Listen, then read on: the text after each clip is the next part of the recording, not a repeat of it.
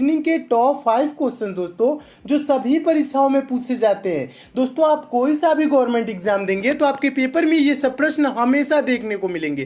दोस्तों रीजनिंग में कुछ सेट पैटर्न के प्रश्न होते हैं जो बार बार परीक्षाओं में पूछे जाते हैं। उन प्रश्नों को दोस्तों इस वीडियो में शामिल किया हूँ और दोस्तों इन सभी प्रश्नों को सॉल्व करने के लिए इस वीडियो में आपको बहुत ही आसान ट्रिक बताऊंगा, जिसकी सहायता से दोस्तों आप इन सभी प्रश्नों को बिना पेन उठाए सॉल्व करेंगे मात्र कुछ ही सेकंड में। तो आइए दोस्तों देखते हैं रीजनिंग के टॉप 5 क्वेश्चन। देखिएगा दोस्तों, पहला क्वेश्चन है मोस्ट इंपॉर्टेंट क्वेश्चन है और इस टाइप के हमेशा प्रश्न पूछे जाते हैं। दोस्तों ये मैथमेटिकल रीजनिंग के अंतर्गत आता है, ठीक है, यानी रीजनिंग के भी सेक्शन में क्वेश्चन ये पूछा जाता है और मैथ के भी सेक्शन में ये क्वेश्चन पूछ लिया जाता है। बहुत ही इंपॉर्टेंट टाइप का क्वेश्चन है। क्वेश्चन पढ़िए, क्वेश्चन कह रहा है एक चींटी 3 मीटर चलती है और फिर 4 मीटर ऊंचे एक वृक्ष पर चढ़ती है। वह अपने, ठीक है, कह रहा है अपने मूल स्थान से वह कितनी दूरी पर है।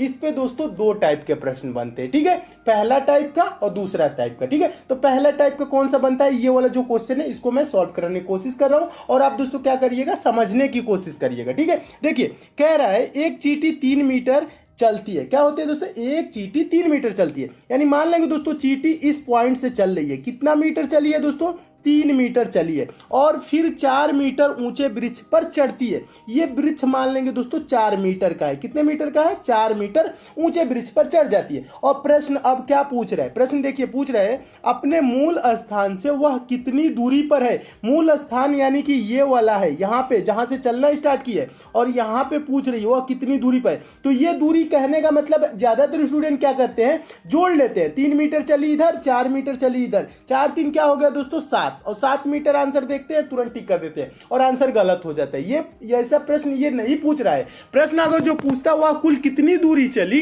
तब तो इसका आंसर हो जाता 7 मीटर। पहला टाइप का ये प्रश्न बनता है, वह कुल कितनी दूरी चली। इतना आसान तो पूछेगा नहीं पेपर में। ये क्या पूछता है दोस्तों, वह मूल स्थान से कितनी दूरी पर है, यानी कि ये वाला दूरी पूछ रहा है। ये वाला जो दूरी देखिए, जो मैं रेखा खींच रहा हूं ना, ये वाला दूरी पूछ रहा है। यहां से यहां तक की दूरी कितनी है, ये चीज पूछता है। तो दोस्तों जब ये पेड़ पे चढ़ी है तो यहाँ पे क्या हो गया दोस्तों, 90 डिग्री का एंगल बन गया है। कहने का मतलब है दोस्तों ये 4 है ना, ये लंब है और ये आधार है और 90 डिग्री के सामने वाला ये जो दोस्तों एंगल है, ये क्या है दोस्तों, कर्ण है। तो कर्ण क्या होता है, कर्ण का मान कैसे निकाला जाता है, तो कर्ण बराबर दोस्तों होता है √ लंब का स्क्वायर प्लस आधार का स्क्वायर। कहने का मतलब है कर्ण बराबर क्या होता है दोस्तों, कर्ण बराबर क्या होता है, देखिएगा कर्ण बराबर क्या होता है, कर्ण कैसे निकाला जाता है, √ में लंब का स्क्वायर, यानी कि 4 का स्क्वायर क्या होगा 16 और प्लस आधार का स्क्वायर 3 का स्क्वायर क्या हो जाएगा 9। 16 9 दोस्तों क्या हो जाएगा, 16 9 25 हो जाएगा। √25 का मान क्या होता है दोस्तों, 25 का मान होता है 5। तो ये दूरी क्या हो जाएगी दोस्तों, 5 मीटर हो जाएगी। समझने की कोशिश कीजिएगा, ये दूरी क्या हो जाएगी दोस्तों, 5 मीटर हो जाएगी। और 5 मीटर किस ऑप्शन में दिया है, ऑप्शन नंबर पहले में दिया है। तो आपका ऑप्शन नंबर पहले क्या हो जाएगा, सही हो जाएगा। तो मैं उम्मीद करता हूं दोस्तों आप इस प्रश्न को अच्छे से समझ गए होंगे। एक बार और समझाने की कोशिश कर रहा हूं, समझिएगा। इसके लिए पेन उठाने की भी जरूरत नहीं होती है। कैसे सॉल्व किया जाता है, 3 मीटर चली है, फिर 4 मीटर ऊंचे वृक्ष पर चढ़ गई है और ये दूरी पूछ रहा है 3, ये 4। तो क्या करेंगे दोस्तों, 4 का स्क्वायर क्या होता है 16, 3 का स्क्वायर क्या होता है दोस्तों 9, 16 9 क्या होगा दोस्तों 25। इसको √ में रख लेंगे, ठीक है। √25 का वैल्यू क्या होता है दोस्तों 5, ठीक है। तो ये कर्ण इस ऐसे आ जाएगा, ये 5, यानी कि ये दूरी जो होगी दोस्तों यहां से यहां तक की ये 5 मीटर होगी। यानी कि चींटी दोस्तों मूल स्थान से वो कितनी दूरी पे है, तो 5 मीटर की दूरी पे है और 5 मीटर ऑप्शन नंबर ए में दिया। तो आपका ऑप्शन नंबर ए दोस्तों क्या हो जाएगा, सही हो जाएगा। और इस टाइप के दोस्तों हमेशा प्रश्न पूछे जाते हैं। तो मैं उम्मीद करता हूं दोस्तों इस प्रश्न को आप बहुत ही अच्छे तरीके से समझ गए होंगे। अगला क्वेश्चन देखिएगा, दूसरा क्वेश्चन है। दूसरा क्वेश्चन आपका सीरीज से है, यह भी इंपॉर्टेंट क्वेश्चन है, यह भी पूछा गया क्वेश्चन है। देखिए प्रश्न है, नीचे दी गई श्रृंखला में प्रश्न चिन्ह के स्थान पर कौन सी संख्या आएगी। प्रश्न चिन्ह है कहाँ, देखिए प्रश्न चिन्ह यहाँ श्रृंखला में दिया गया है और यहीं पे पूछ रहा है कि कौन सी संख्या आएगी। तो दोस्तों सीरीज से रिलेटेड कभी भी आपके पेपर में प्रश्न है तो आप क्या करेंगे, सीरीज को देखेंगे, सीरीज कैसे आगे चल रही है। तो जैसे दोस्तों ये सीरीज कैसे चल रही है, देखिएगा 3 है दोस्तों, 3 के बाद 5, 5 के बाद 6, 6 के बाद दोस्तों 12 हुआ, फिर 12, उसके बाद प्रश्नवाचक प्रश्नवाचक चिन्ह 24 26। यानी कहने का मतलब है अगर जो आप डिफरेंस देखें दोस्तों, यानी अंतर देखें तो 3 के बाद 5 हुआ 2, फिर 5 के बाद 6 1, 6 के बाद दोस्तों 12 हुआ 6, 12 के बाद दोस्तों 12 है यानी कि 0, फिर उसके बाद प्रश्नवाचक चिन्ह, उसके बाद से दोस्तों 24 है 26 है यानी कि 2 इधर। ठीक है, यानी ये यहाँ पे आपको कुछ नजर नहीं आ रहा होगा इस टाइप से कि ये सीरीज कैसे आगे बढ़ रही है या घट रही है, कुछ भी इस यहाँ पे आपको समझ में नहीं आएगा। यहाँ पे देखेंगे दोस्तों 2 1 6 0 ऐसे कोई कुछ भी नहीं समझ में आ रहा है। जब इस टाइप से आपके सीरीज सामने आ जाए और दिखे कुछ भी जब समझ में ना आए, तब क्या किया जाता है दोस्तों, देखिएगा तब किया जाता है हम एक एक संख्या को छोड़ के सीरीज को सॉल्व करते हैं। कहने का मतलब है 3 के बाद दोस्तों हम 5 छोड़ देंगे 6, ठीक है, 6 के बाद दोस्तों 12 छोड़ देंगे, ये वाला 12 लेंगे, फिर 12 के बाद दोस्तों ये प्रश्नवाचक चिन्ह छोड़ के 24। ठीक है, यानी कहने का मतलब है देखिए क्या हुआ, 3 दूना के 6, 6 दूना के 12, 12 दूना के 24, यानी क्या हो रहा है, मल्टीप्लाई 2 हो रहा है, यानी कि 2 गुना हो रहा है। 3 दूना के 6, 6 दूना के 12, 12 दूना के 24। ठीक है, अब देखिए अब क्या करेंगे, दूसरा जो बचा है बीच वाला उसे हम लेके चलेंगे। कहने का मतलब है 5 के बाद दोस्तों 12 हुआ, यानी क्या हुआ है दोस्तों, 5 के बाद 12 यानी कि यहाँ पे मल्टीप्लाई नहीं हो रहा है, जुड़ा है। कितना जुड़ा है दोस्तों, 5 में 7 जोड़ेंगे तो 12 हो जाएगा, यानी 7 जुड़ा है। 12 के बाद दोस्तों क्या होगा, इसमें भी 7 अगर जो जोड़ दे तो यहाँ पे दोस्तों क्या हो जाएगा, 19 हो जाएगा, और 19 के बाद दोस्तों 7 जोड़ दे तो क्या हो जाएगा दोस्तों, 26 हो जाएगा, और 26 यहाँ पे दिया हुआ है, तो यहाँ पे प्रश्नवाचक चिन्ह पे भरी जाने वाली संख्या क्या हो जाएगी, 19 हो जाएगा। और 19 किस ऑप्शन में दिया है, तो ऑप्शन नंबर पहले में दिया है, तो आपका ऑप्शन नंबर पहले दोस्तों क्या हो जाएगा, सही हो जाएगा। तो इस टाइप से सीरीज आपको एकदम अच्छे से समझ में आ गई होगी, और ये सीरीज कैसे चली है पूरा आपको क्लियर हो गया होगा। तो मैं उम्मीद करता हूं दोस्तों आप इस प्रश्न को बहुत ही अच्छे तरीके से समझ गए होंगे। क्या किया जाता है दोस्तों, जब सीरीज ना समझ में आए तो एक एक संख्या को छोड़ के सॉल्व किया जाता है, तब सीरीज समझ में आने लगती है। ठीक है, और इसका आंसर क्या हो जाएगा, 19 हो जाएगा। नेक्स्ट क्वेश्चन देखिएगा, तीसरा क्वेश्चन। और दोस्तों मैं आपको बता दूं, प्रश्न सॉल्व करने से पहले क्या किया करिए, वीडियो को पॉज कर दिया करिए, अपने आप से भी सॉल्व करने की कोशिश किया करिए। ठीक है, अपने आप से सॉल्व करने की कोशिश करेंगे तो आपके अंदर सोचने समझने की शक्ति विकसित होगी, तो आप पेपर में क्या होगा, आपको हिचकिचाहट नहीं होगी, हेजिटेशन नहीं होगी, आप प्रश्नों को पेपर में भी अच्छे से सॉल्व करने लगेंगे। तो अपने आप से भी सॉल्व करने की कोशिश किया करिए, बुक से भी प्रैक्टिस किया करिए। ठीक है, देखिए तीसरा क्वेश्चन बहुत ही इंपॉर्टेंट है, और आपको प्रश्न दोस्तों अच्छे लग रहे हैं तो वीडियो को अभी लाइक कर दीजिए, और ज्यादा से ज्यादा आप दोस्तों शेयर किया करिए। लाइक शेयर करते हैं तो दोस्तों हमें मोटिवेशन मिलता है कि आपको वीडियो पसंद आ रही है, और किसी टॉपिक में आप विशेष रूप से कमजोर है तो उस टॉपिक का नाम यानी चैप्टर का नाम भी कमेंट कर देंगे, तो भी चैप्टर में बहुत जल्द कंप्लीट करा दूंगा। ठीक है, देखिए तीसरा क्वेश्चन है, नीचे दी गई प्रश्न का सही वेन आरेख बताएं। वेन डायग्राम बनाना है, किसका, घोड़ा बंदर बाघ। ठीक है दोस्तों, वेन डायग्राम से रिलेटेड आपके पेपर में कभी भी प्रश्न आएगा तो आपको ये करना क्या होता है, वेन डायग्राम से रिलेटेड जो शब्द दिए जाते हैं यानी जिसके बीच आपको वेन डायग्राम बनाना होता है, जैसे इसमें घोड़ा दिया है, बंदर दिया है, बाघ, इसके बीच दोस्तों हम देखते हैं कि संबंध कैसा है, एक दूसरे के बीच ये एक दूसरे से कैसे संबंधित है, बस ये चीज पता लगा लेंगे तो इसका आंसर भी आप दे लेंगे। ठीक है, तो देखिए घोड़ा क्या होता है दोस्तों, बंदर क्या होता है, बाघ क्या होता है। देखिए, और ज्यादातर स्टूडेंट क्या सोचते हैं, देखिए बड़ा छोटा सोचने लगते हैं, यानी कि घोड़ा बड़ा होता है उसके अंदर क्या कर लेते हैं दोस्तों, बाघ को कर लेते हैं, उसके बाद बंदर कर लेते हैं, ऐसे वेन डायग्राम नहीं, ये आपको बड़ा छोटा नहीं पूछ रहा है, वेन आरेख पूछ रहा है, यानी कि वेन डायग्राम पूछ रहा है, यानी इसके बीच संबंध पूछ रहा है, तो इसका इमेज ऐसे नहीं होगा, ऐसे गलत हो जाएगा। देखिए ये घोड़ा क्या होता है, बंदर क्या होता है, बाघ क्या होता है। घोड़ा दोस्तों एक जानवर होता है, बंदर भी एक जानवर होता है, और बाघ भी क्या होता है दोस्तों, एक जानवर होता है। ठीक है, और ये सब अलग अलग होते हैं, इनमें किसी प्रकार का रिलेशन नहीं होता है, यानी संबंध नहीं होता है। तो एक देखिए सर्कल कैसे बनाएंगे, और इसको सर्कल से प्रदर्शित किया जाता है, तो एक घोड़ा का सर्कल हो जाएगा, फिर एक बंदर का सर्कल हो जाएगा, और एक बाघ का सर्कल हो जाएगा, यानी अलग अलग इसका सर्कल हो जाएगा। ठीक है, तो दोस्तों इस टाइप से अलग अलग सर्कल देखिए किस ऑप्शन में दिया है, तो आपका देखेंगे दोस्तों ऑप्शन नंबर बी देखेंगे तो ऑप्शन नंबर बी में दिया है अलग अलग सर्कल। ठीक है, तो ऑप्शन नंबर बी क्या हो जाएगा, सही हो जाएगा, यानी इनके बीच कोई संबंध नहीं होता है, ये सब अलग अलग जानवर है। तो इस टाइप का वेन डायग्राम किस टाइप से बनेगा, ऑप्शन नंबर बी की तरह। तो आपका ऑप्शन नंबर बी दोस्तों क्या हो जाएगा, सही हो जाएगा। तो मैं उम्मीद करता हूं दोस्तों आप इस प्रश्न को भी बहुत अच्छे तरीके से समझ गए होंगे, और इस टाइप के भी प्रश्न आपके पेपर में आएगा तो आप अच्छे से सॉल्व कर लेंगे। अगला क्वेश्चन देखिएगा, अगला क्वेश्चन मोस्ट इंपॉर्टेंट है, और अगला क्वेश्चन देखने से पहले दोस्तों जो नए स्टूडेंट है उनके लिए बता दूं दोस्तों, ये पंचम पब्लिशर की ई बुक है, आपके आगामी सभी परीक्षाओं के लिए इंपॉर्टेंट है, चाहे आप दोस्तों रेलवे की एग्जाम देंगे, एसएससी की एग्जाम देंगे, या अगर आप दोस्तों कोई सा भी गवर्नमेंट एग्जाम देंगे, क्योंकि दोस्तों इस ई बुक में उन प्रश्नों को शामिल किया गया है जो प्रश्न आपके बार बार परीक्षाओं में पूछे जाते हैं, जो प्रश्न हमेशा परीक्षाओं में रिपीट होते हैं। दोस्तों इस ई बुक में आपको 10 प्रैक्टिस सेट मिल जाएगा, प्लस 10 वन लाइनर सेट मिल जाएगा। वन लाइनर सेट कहने का मतलब है दोस्तों एक लाइन में क्वेश्चन, दूसरी लाइन में आंसर। इससे क्या होगा दोस्तों, आप कम समय में ज्यादा से ज्यादा क्वेश्चन को प्रिपेयर कर लेंगे। दोस्तों आपके एग्जाम में 1 से 2 दिन का भी टाइम रहेगा, तो इस ई बुक को लेकर आप जरूर पढ़ लीजिएगा, आपके एग्जाम में काफी हेल्प मिलेगी। क्योंकि दोस्तों इसमें साइंस, जनरल अवेयरनेस और करंट अफेयर के इंपॉर्टेंट प्रश्नों को शामिल किया गया है, जो प्रश्न आपके बार बार परीक्षाओं में पूछे जाते हैं। दोस्तों पंचम पब्लिशर ने इसकी कीमत 150 रुपए रखी थी, लेकिन मेरे कहना है दोस्तों ये ई बुक आपको मात्र 25 रुपए मिल जाएगी। इस ई बुक को दोस्तों आप ले कहां सकते हैं, तो इसका लिंक दोस्तों मैं नीचे डिस्क्रिप्शन बॉक्स में दे दिया हूं, उस लिंक के थ्रू इस ई बुक को आप डाउनलोड कर सकते हैं। दोस्तों ये ई बुक है पीडीएफ नोट्स की तरह है, आपके मोबाइल में ही डाउनलोड हो जाएगी, आप मोबाइल से ही पढ़ सकेंगे। ये मार्केट में ऑफलाइन आपको नहीं मिलेगी। अगर जो दोस्तों आपको डाउनलोडिंग या पेमेंट से किसी प्रकार की समस्या होती है तो दोस्तों पंचम पब्लिशर का कस्टमर केयर नंबर दिया गया है, इस नंबर पर आप कॉल करके बात भी कर सकते हैं। दोस्तों इस ई बुक को मैं खुद देखा हूं, इसमें जो प्रश्न दिए गए हैं बहुत ही इंपॉर्टेंट दिए गए हैं, जो बार बार एग्जाम में पूछे जाते हैं। इसलिए दोस्तों एग्जाम से पहले इस ई बुक को एक बार लेके आप जरूर पढ़ लीजिएगा। तो आइए दोस्तों देखते हैं अगला क्वेश्चन।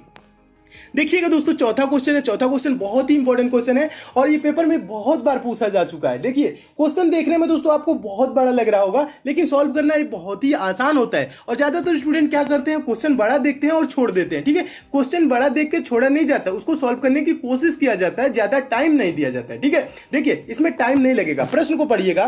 प्रश्न कह रहा है नीचे दी गई श्रृंखला में अगला संख्या क्या होगा। यानी ये श्रृंखला दी गई है दोस्तों, और इसमें पूछ रहा है कि यहाँ प्रश्नवाचक चिन्ह यानी कि यहाँ पे कौन सी संख्या आएगी। तो इसके लिए क्या करेंगे दोस्तों, सीरीज के संख्याओं को ध्यान से देखेंगे, सीरीज कैसे आगे चल रही है। कहने का मतलब इसमें देखिए पहले में क्या दिया है 5896542337, उसके बाद दोस्तों है 89654237, उसके बाद है 896543, उसके बाद दोस्तों है 965423, उसके बाद प्रश्नवाचक चिन्ह। ठीक है, ये दिया है। तो इसमें आप थोड़ा सा अगर दोस्तों थोड़ा सा दिमाग लगाएंगे, ध्यान लगाएंगे, तो क्या होगा दोस्तों, ध्यान से देखेंगे तो आपको दिख जाएगा। ठीक है, क्या दिख जाएगा, यानी ये जो श्रृंखला है, ये जो पहला वाला संख्या है, ठीक है, अगर जो ध्यान से देखो उसके बाद दूसरे वाले में क्या हुआ है, यहाँ पे दोस्तों जो यहाँ पे आपको 5 दिख रहा है ना, ये वाला 5 पहला वाला संख्या इसमें काट दिया है। तो यानी दूसरे में क्या किया है, 5 को नहीं लिखा है, 5 को नहीं लिखा है, 8 से स्टार्ट किया है और यहां तक लिखा है 8 9, देखिए लिखा है ना 89654237, ये लिखा है ना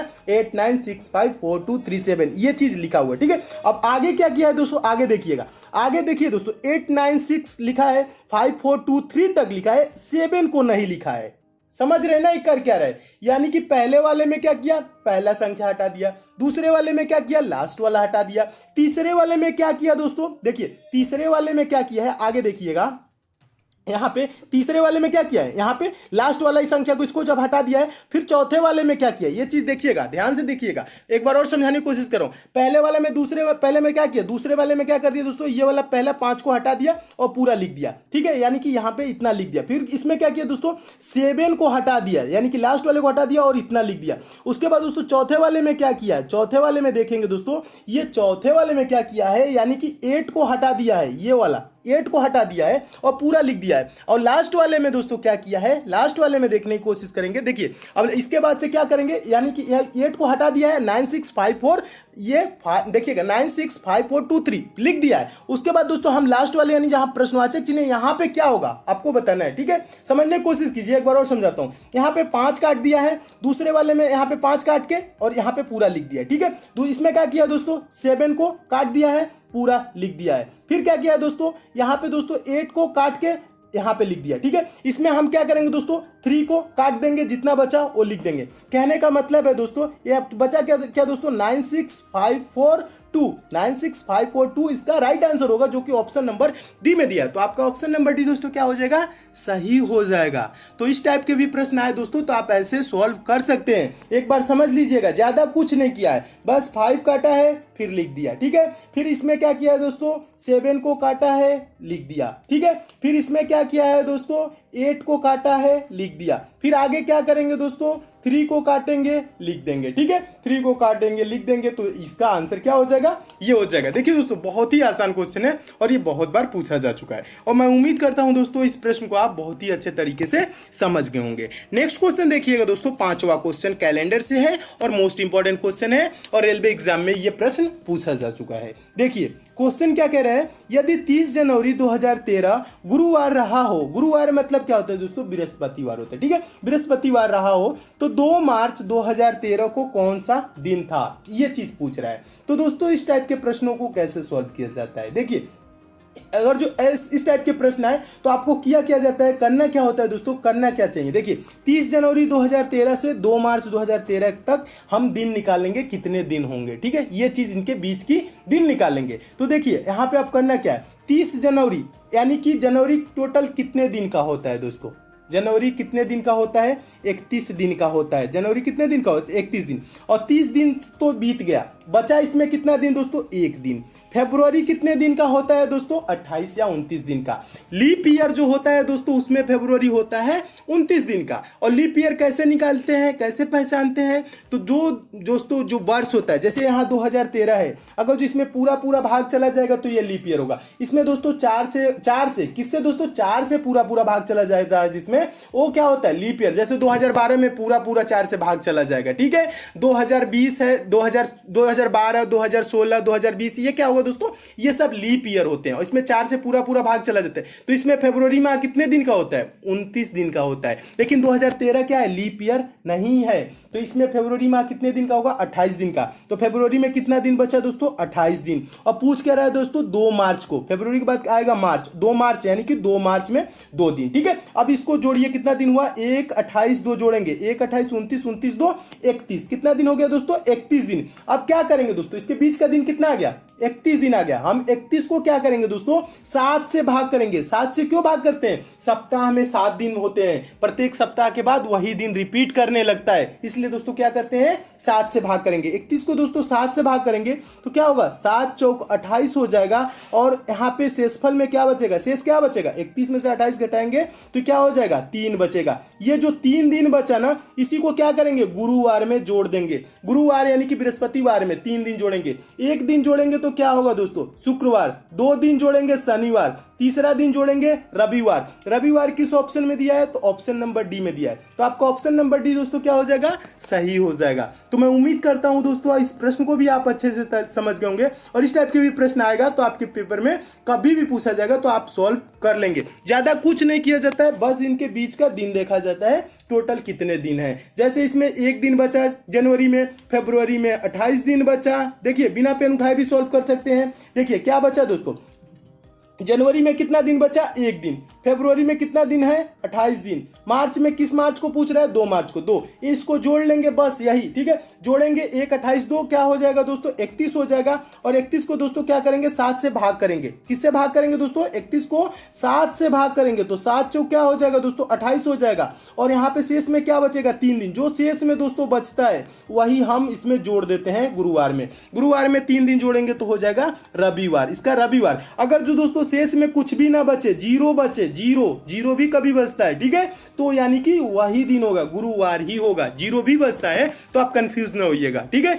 अगर जो जीरो बचेगा तो गुरुवार ही होगा। और इसमें 1 दिन बचा, 2 दिन बचा, 3 दिन बचा, जितना दिन बचता है उसको हम गुरुवार यानी कि जो दिन दिया रहता है उसमें हम जोड़ लेते हैं। 3 दिन जोड़ेंगे, रविवार इसका राइट आंसर हो जाएगा। दोस्तों इसमें और भी क्वेश्चन है, उसको मैं नेक्स्ट पार्ट में करा दूंगा। अगर दोस्तों आपको किसी विशेष चैप्टर में प्रॉब्लम है तो उस चैप्टर का नाम भी आप नीचे जरूर कमेंट कर दीजिएगा, वो भी चैप्टर में बहुत जल्द कंप्लीट करा दूंगा। अगर दोस्तों आप मैथ में वीक है, मैथ बेसिक से 0 लेवल से और चैप्टर वाइज दोस्तों पढ़ना चाहते हैं तो दोस्तों आपके लिए एक चैनल बनाया हूं जिसका लिंक नीचे डिस्क्रिप्शन बॉक्स में दे दिया हूं। दोस्तों आप उस चैनल पे जाके चैनल को सब्सक्राइब कर लीजिए, नोटिफिकेशन बेल को ऑन कर लीजिए, जहां पर दोस्तों मैं मैथ बेसिक से पढ़ा रहा हूं, 0 लेवल से पढ़ा रहा हूं और चैप्टर वाइज पढ़ा रहा हूं। कुछ दिनों में दोस्तों मैथ के वहां जब सारी चैप्टर समाप्त हो जाएंगे दोस्तों आप भी मैथ के प्रश्नों को सेकंडों में सॉल्व करने लगेंगे, वो भी बिना पेन उठाए। तो मैथ में आपको थोड़ी सी भी प्रॉब्लम होती है दोस्तों उस चैनल पर जरूर जाए, जिसका लिंक नीचे डिस्क्रिप्शन बॉक्स में दे दिया हूं। और ये